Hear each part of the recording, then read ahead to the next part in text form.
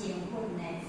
哦，你也看像咱来囡仔吼，去上课吼，你要做认真上课吼，认真听，认真学习。伊若真正有落实伫伊个迄个讲吼，伊个即个头壳面吼，甚至伊都有复习的话，即个字啦，像我教下字啦，像囡仔孩子，教下字是安怎复习爱写，伊然后要变记的了。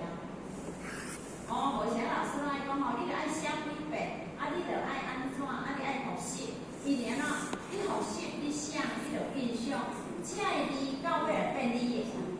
你若无去甲应用，听老师教是教，到尾嘛是要听老师，敢是安尼？各位先生，敢是安尼？所以老师咧教就是安尼，共款咱今仔日来上即个六祖坛经，嘛是要咱心魔转化出来，就是讲咱听着这道理了后，就是会当落实伫我身上，会当去应用着，安尼得到这个福报，安尼叫做啥？咱已经得到这个妙法莲花经内底的福利啦，安尼就已经会显现啦。咱家己的形象啊，就是心魔，就是转化无啦。咱若心魔袂转化无，上经又不明啊，依做成功，就是讲咱咧上迄个讲法旦吼上迄部经3000部呢10年呢，但是呢。伊呢无了解到内底迄个义理呢，就是甲伊违背啊，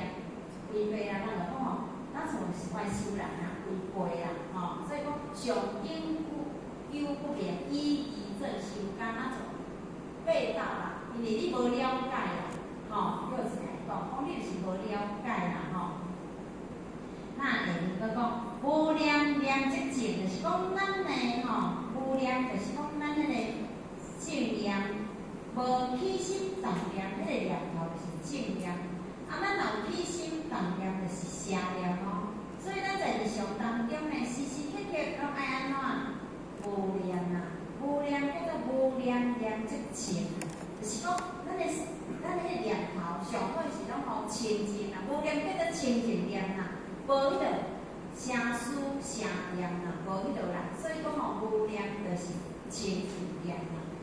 有念念即邪啊，伊即摆来讲，你有咧念头的时阵，就是起心动念的时阵，就已经无正，就是呢邪念啊。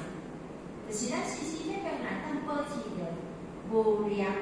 念即净，就是讲你的正念，你的心拢无起心动念。